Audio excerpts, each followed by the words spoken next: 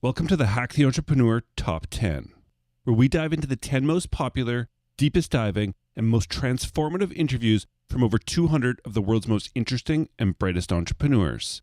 To get the full experience and to hear new episodes every Monday, Tuesday, and Thursday, visit hacktheentrepreneur.com.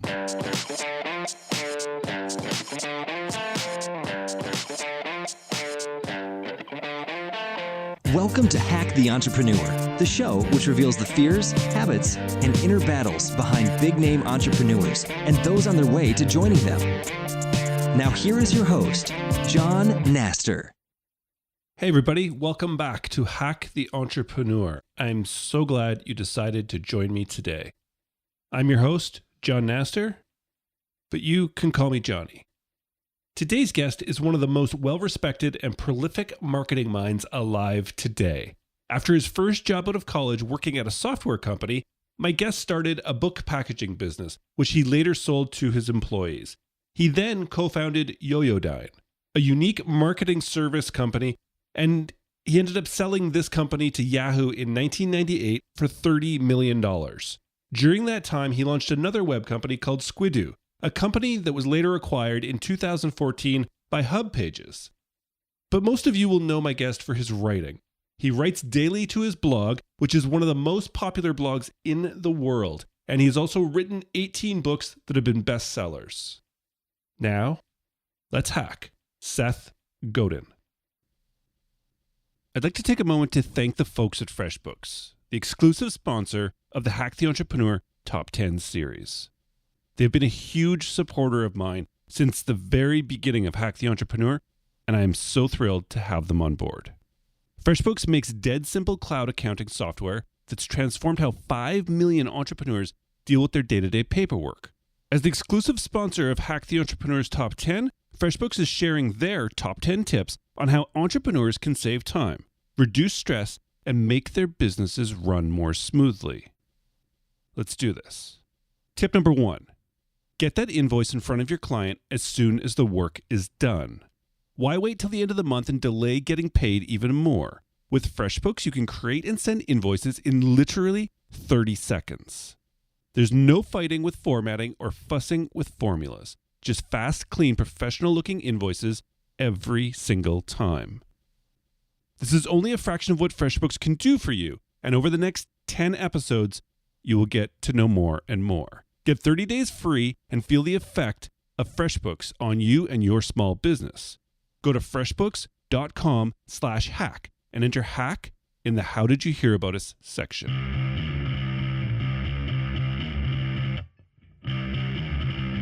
Okay, today I have a guest that I am very, very, very excited to have onto the show. Welcome to the show, Seth. Well, thank you for having me, John. It's a pleasure. Oh, it's very much my pleasure. Okay, Seth, let's jump into this. As an entrepreneur, what is the one thing that you do that you feel has been the biggest contributor to your successes so far?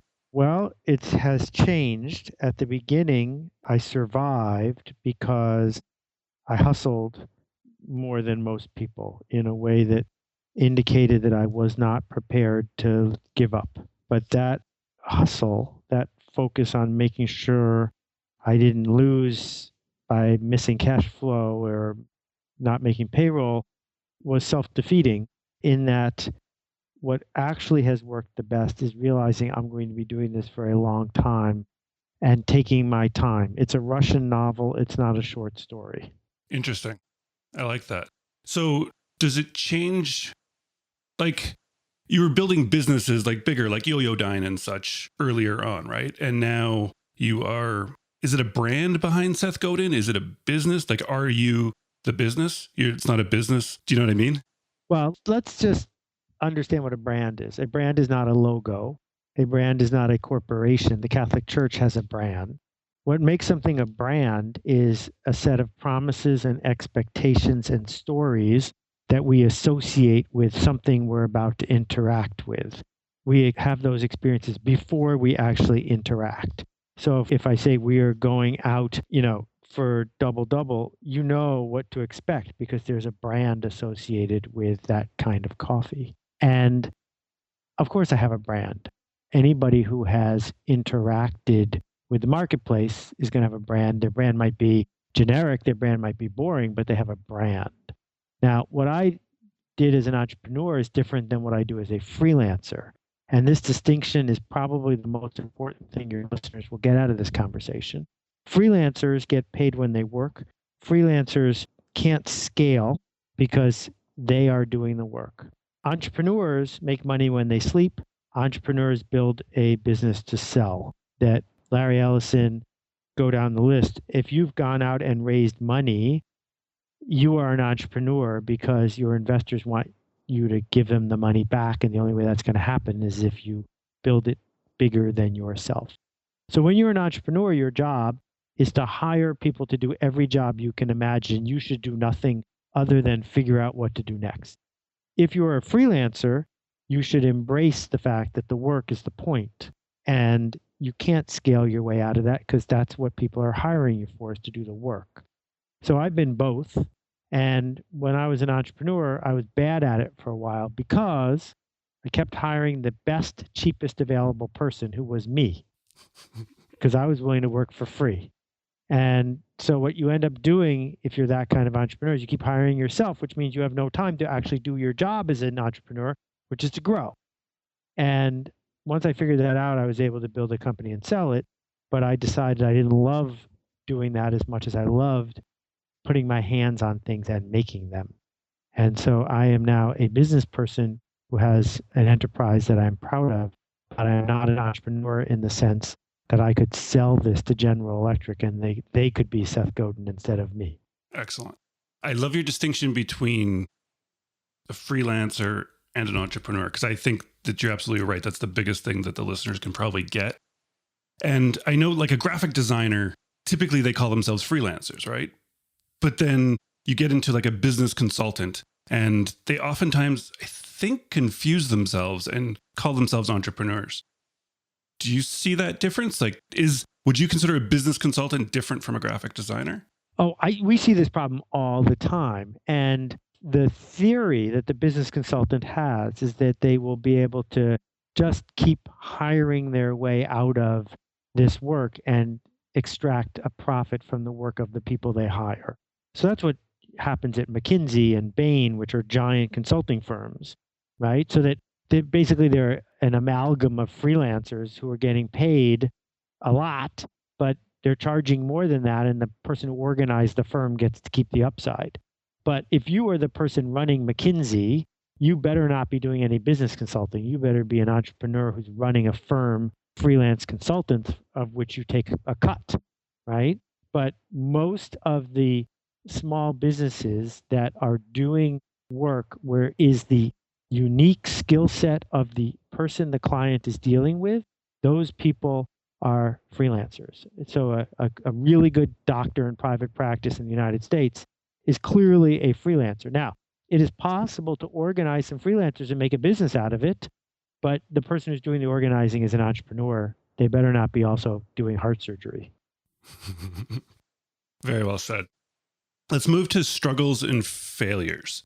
This is something obviously you've written about and discussed a lot. As entrepreneurs, one of our greatest struggles is the fear of being wrong, making mistakes, and just failing. Can you walk our listeners through how to be wrong? Well, first, I need to establish my qualifications. My qualifications, as to answer the previous questions, are 17 bestsellers and blah, blah, blah, blah, blah. My qualifications for this one are even better. That for 8 years, I was within 2 weeks of bankruptcy.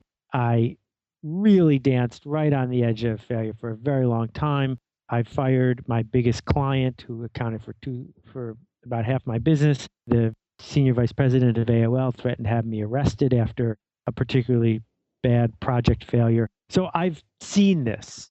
And basically what I'm trying to do is tell people what I wish someone had told me. There is a difference between failure and your struggle with failure. And you do not have to struggle with failure. That is a choice on your part.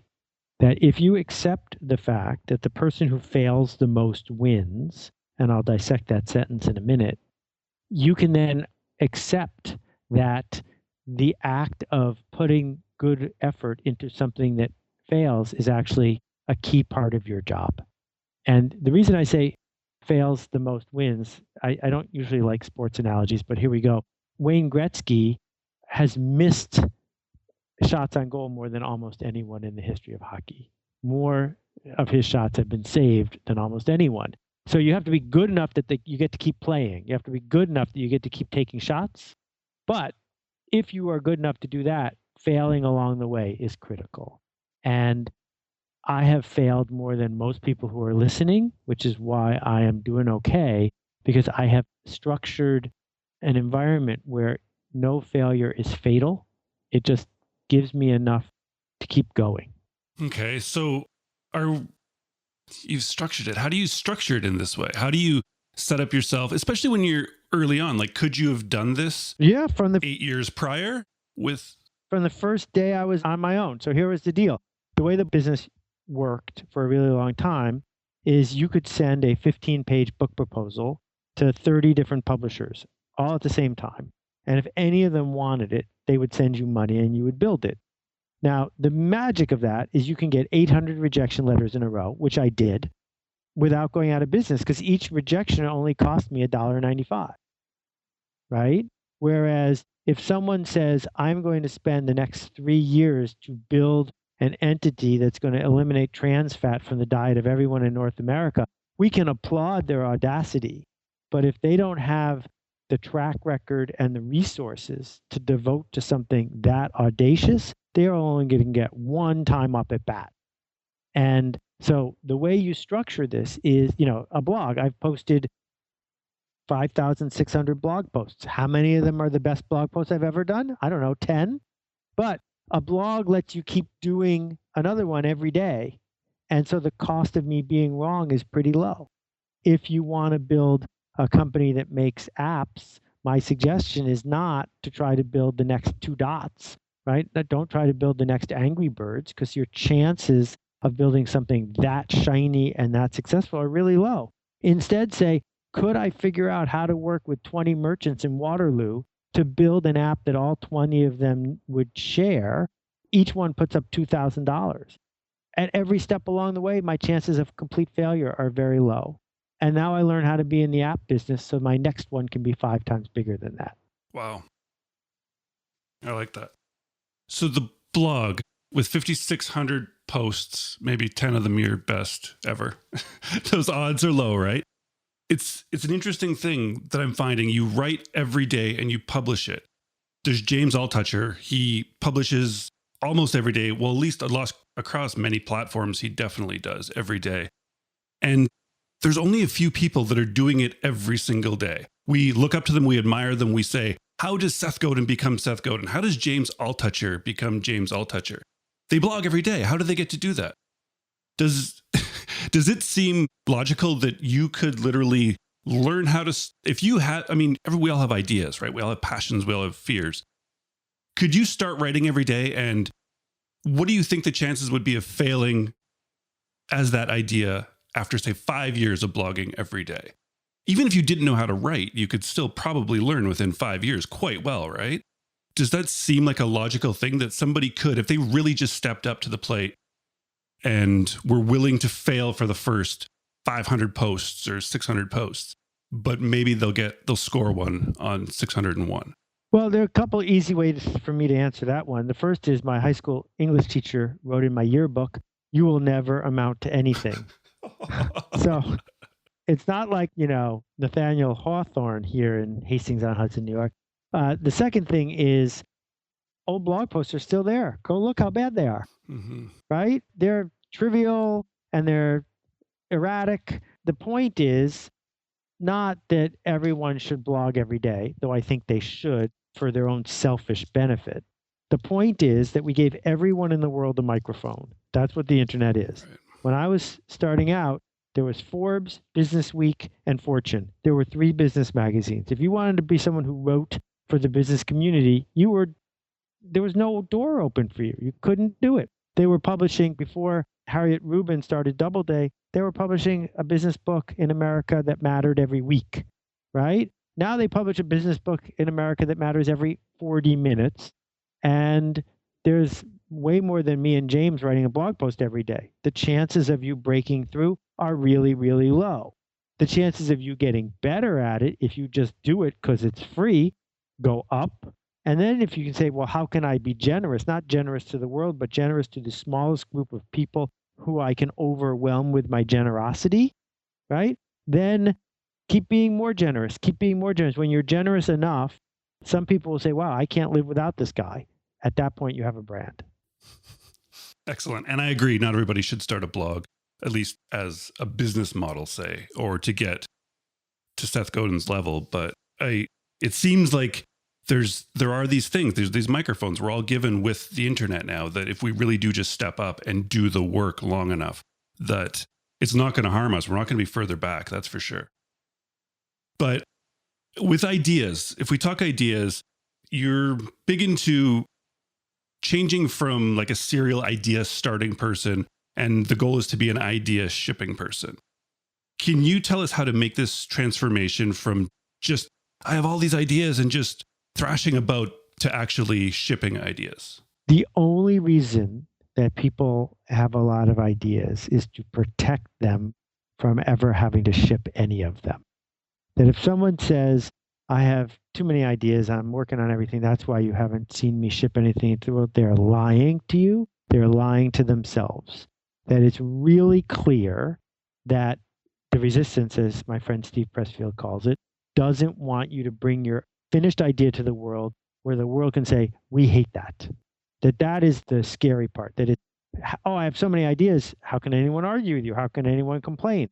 And so the discipline is to say, that can be your hobby. Your hobby is you can have all the ideas in the world, but your profession, your work is shipping. Your work is, I had an entrepreneur friend come by and they were talking about their business. And every single constructive piece of feedback or hard question I had was answered with a glib, bulletproof answer. And that meant that the meeting had no point. Because if you're not willing to engage, if you're not willing to say, no, I do this, I don't do that, and then have someone say, well, I don't want this. No, if you're not willing to have that conversation, then you're not actually making anything. You're just pontificating.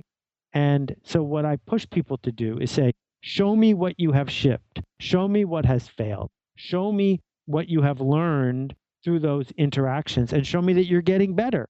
Because if those things aren't happening, you're wasting everyone's time. Yes, very well said.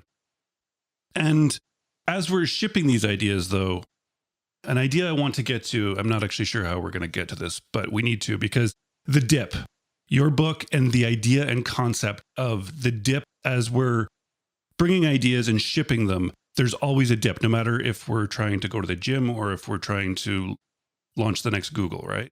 And this is the most discussed topic by any guest on my show so far. Everybody seems to bring up the dip. I know that your publisher didn't want to even put the book out, but that concept has lived on and is such a big thing because we all hit it, right? So can you just quickly explain the dip and then how to foresee it and how to know to work through it? Okay, well, I'll try to give this short math-based answer. The word economy comes from the Latin for scarcity. Things have value because you can't get them from everyone. If you could get it from everyone, then you wouldn't be able to charge very much for it. Where does scarcity come from? Scarcity comes, in the case of gold, because there are only a few gold mines in the world. But most of the time, it comes from the fact that not everyone makes something. And the reason that not everyone is a doctor and not everyone has six-pack abs and not everyone is really good at understanding microeconomics in a way that can help you is they give up. They give up somewhere in between the time they start with great intent and the time when they would actually be great at it. And it's that moment where almost everyone gives up is the dip. So in the world of fitness, the dip is February 7th every year. Because what happens is people gain a lot of weight over the holidays. They all join a gym when they make their New Year's resolutions. And the first 3 weeks at the gym are great because you're getting a little endorphins and your neighbors and your friends are all rooting for you. And then in February, you wake up and it's snowing and it's dark and it's tiring and no, I'm not going to go. And everyone stops on February 7th. That's the dip. Or for a doctor, it's organic chemistry. That when you're pre-med, everyone's applauding you until you hit organic chemistry, and most people stop right then. So what the book is about, it's only 100 pages long. It says, if you want to win, you must become the best in the world at something. And the way you become the best in the world, meaning by world, I mean among the people who could choose you, if you want to be the best in the world, you have to get through the dip. You have to find something that is actually quite hard to get through, because the harder it is to get through, the more likely it is it will be scarce on the other side. And when it shows up, say, oh, good, this was the dip I was looking for, not curse it out and say, oh, I thought this was going to be easy. It's hard but as you're in a business and you're stuck in it, you can foresee what you think is going to be a dip, and that dip will probably appear, but other dips also appear all the way throughout. Everything is just, it's life, right? Things are happening, things are going on to stop you from seeing it through to the other side. How do you determine when you have to always keep pushing? I know that you like to say, don't start anything unless you've invested what it's going to take to finish it. And that's really, it's a great concept, but we're told that you have to give up sometimes, right? You do have to quit things. Quitting is a great idea. That's why I wrote a book about quitting. So let me be really precise here, because I'm not talking about putting up with the school of hard knocks and just not being the kind of person who gives up. I'm talking about something very specific. Let's say your startup is designed to sell security systems to high schools in Manitoba, right? And there are 100 high schools in Manitoba. I will tell you exactly where the dip is. The dip is schools number 5 through 9. Because schools number 1 through 4 will sign up because they're run by principals who are early adopters who want to do something that's brand new so they can brag about it, right? Those signups aren't very hard. But the next 5 schools aren't run by people who are early adopters. They're run by people who want a proven, guaranteed, safe thing to do. And so when it comes time to build this business, don't at the end of installation number 2 draw a line, a straight line between dot number 1 and dot number 2 and say, now I will rule the universe. Say, oh, I haven't gotten to the dip yet. The dip is going to be when I show up at a conservative principal's office and she says to me, prove that this is working for all your previous clients. If you know that that dip is coming, you will put all your resources and all your energy for months in advance in anticipation of that hard slog that's going to go from school number 5 to school number 9. That is the kind of dip I'm talking about. I see. You were talking about the pre-med. He announces he's pre-med and there's a party and there's a celebration, everyone. Do you think there's a value in me as John, my business, we're going to launch a new project? Should I tell the world and announce that? Do you think that gives me a better chance of completing through this project? So, there's 2 parts to that question, I think, and it's a great question. One is the personal psychology of, do I do better at achieving my goals if I would be humiliated if I gave up? Well said. And there are certain goals where that is absolutely true, right? That if you are trying, to give up smoking, you should tell every single person you know, because the fear of shame is huge and that will get you through some tough times. If you're trying to go up as opposed to give up, as my friend Zig used to say, it's not always obvious that you should tell everyone you know. That instead, I think that what we benefit from as entrepreneurs is finding a tiny group of people, again, that we can overwhelm with our generosity.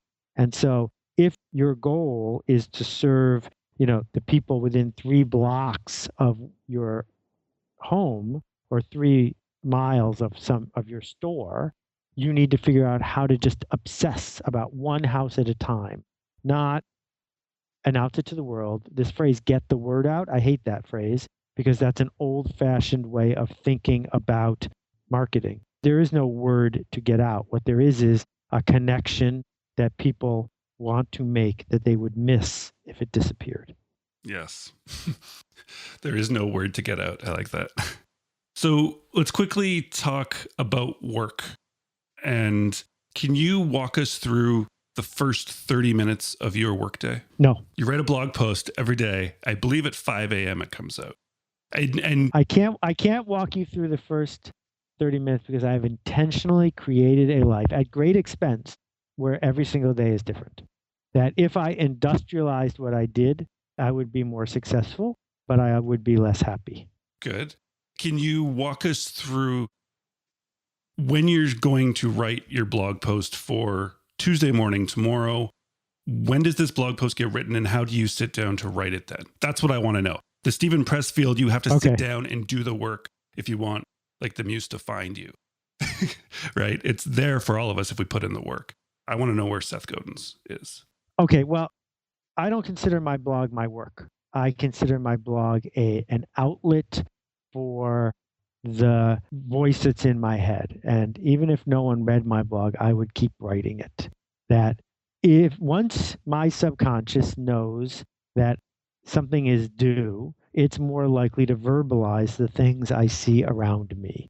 Writing my blog is a privilege. I write several blog posts for every one that you get to read, and I keep them on slips of paper. I keep them in notes on my iPhone. I keep them in Nisus on my Mac, and they get improved, they get rewritten, they get deleted. And sometimes they'll get deleted shortly before it was going to be seen by everyone, and sometimes they get deleted months before it would be seen by everyone. But if I see something in the world and I don't understand how it works or why it works, I try to figure out why. And once I figure out why, if there's an insight there that I think is worth sharing, I have the privilege of sharing it. And it's the people who don't wonder why that mystify me, right? That are, you sit down at a bureaucratic institution and they ask you for something that clearly made sense to ask you for 50 years ago, but hasn't made sense for 5 years. And you say to the person, why do you need that? And they look at you like it never occurred to them to ask themselves that question. And I can't imagine. I can't imagine not questioning those things. So this blog is built on question and answer. I question things in the world. Why are they working? Why aren't they working? And then I try to answer them in a way that helps other people see the world in an interesting way. And my work is doing things I'm afraid of. And I'm not afraid of writing my blog.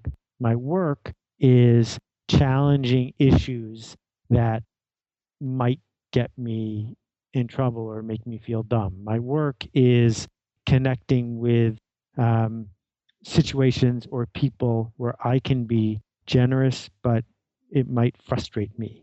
When I need to exert emotional labor, that is when I am doing work. And you've consciously set it up this way, right? You've worked hard to make your work be something that I think strives to get to the essence of what Seth Godin is still. Yeah. I mean, after Permission Marketing was a bestseller, they said, here's twice as much money. Please write the Permission Marketing Handbook. And, those cycles get repeated. People call me up and they say, you have a reputation as a marketer. Will you be our chief marketing officer and blah, blah, blah, blah, blah. And I said, if my goal was to earn an income, of course I would do that. But that's not my goal. My goal is to make a difference. Excellent. So on this topic, if for some crazy reason your career was to end today, Seth, would you be happy and content with the legacy that you've created and left behind up till now? My legacy, if I have one, is going to be what the people who learned from me teach other people. And so far, it's thrilling to watch. If I see someone teach somebody else something that I said and they don't give me credit, that's fabulous. Because what I'm trying to do is cause generations to happen as fast as possible to change the way we see things and talk to each other and treat each other. So I don't count how many Twitter followers I have, and I don't count how many people read a blog post. What I do instead is pay attention to who is teaching someone else something based on something I said or did. Wow. And there's a lot of us out there. And I think there will continue to be for a long time to come.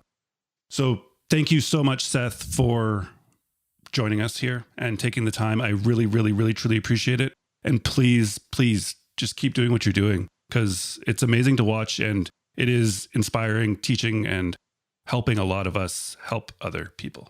Well, I thank you for that. And, I mentioned this to you earlier, but a podcast is way more time consuming than a blog. It's satisfying, no doubt, but probably not receiving all the accolades it deserves. And I, for one, want to thank you publicly for showing up and doing your work, because I think it matters. Thank you. I agree. And I get to talk to brilliant people like you all the time. It's a great side benefit. Thanks, Seth. Bye. Mr. Seth Godin, thank you so much for joining me on the show. Imagine reading somebody's books for years and years and having it shift and change and sort of meld your worldview on marketing and business, and then getting to sit down with that person for half an hour. That's what I just got to do, and it was amazing. And I hope you enjoyed it as much as I did, because he didn't hold back, and it was just a great conversation. And I'm astounded by the power of podcasting that I get to do that. I love it. I love it. And I really hope you do too. His books are transformational for a lot of people. His blog is one of the most popular blogs in the world. And he wrote a new book called It's What to Do When It's Your Turn. And I have something very cool for you. But first, let's talk about what Seth said. Seth said a lot of cool things, didn't he? He did. He always does. But he said one thing. One. Did you get it? Did you hear it? Let's do it. Let's find the hack. There is a difference between failure and your struggle with failure. And you do not have to struggle with failure. That is a choice on your part. That if you accept the fact that the person who fails the most wins, and I'll dissect that sentence in a minute, you can then accept that the act of putting good effort into something that fails is actually a key part of your job. And that's the hack. There is a difference between failure and your struggle with failure. You know what, Seth? If you would have told me this 2 years ago, a year ago, it wouldn't have made sense. It wouldn't have clicked. But it's something that is inevitable in business. It's inevitable in life too, but I don't know why we deal with it sometimes better in day-to-day life. I guess because we've been doing it since we were learning to walk and falling. And it's just something that we know we have to make these mistakes, and we just keep going. And recently in business, I've learned that things that happen to me in day-to-day life, mistakes I've made, failures that happen, don't even affect me anymore. They brush off me so much easier. Things that would have sort of wiped me out and devastated me for a day or 2 days or a week or a month even, don't even bother me anymore. And it took a conscious thinking about this. And I think it is literally the fact that I've learned to not struggle with failure. I know that it's essential. It's essential to learning to walk when you're 1 year old or 2 years old, whenever it is you learn to walk. I can't remember anymore. But it's seriously the fact that you have to fall and fall and fall and fall until, oh, I know how to walk. But you don't just stop. It's just not part of it. It's life. And I think if you can get your head and change your mindset to the fact that that's how business works, that it's really just a part of it. It's not because you're bad. It's not because you're no good. It's none of that. It's literally just life. It's a part of the process. It's a part of the process of getting good at something, of mastering something, of building a business, is just making mistakes and just dealing with the failure and knowing that that is part of your job. Seth Godin masterfully said, as always, and I thank you so much for everything you've ever done for me and for everyone else out there. And thank you so much for joining me today. check out the new site. It's on Rainmaker platform and it kicks a lot of butt. It's awesome. New update just came like yesterday and got some really, really cool stuff, such as now I can post my social media from Rainmaker and I can schedule my posts to go out based on whenever I set them to. And it's really cool. And yeah, the site is built on it. Check it out. See if you like it. It's pretty great. HackTheEntrepreneur.com/Rainmaker will also show you what the Rainmaker platform can do for you. This has been a lot of fun. Seth Godin is an amazing person. You are awesome for listening. And I know you have a lot of options. And I truly, truly, truly appreciate that you stopped by and spent the time with me today. Until next time, please keep hacking the entrepreneur.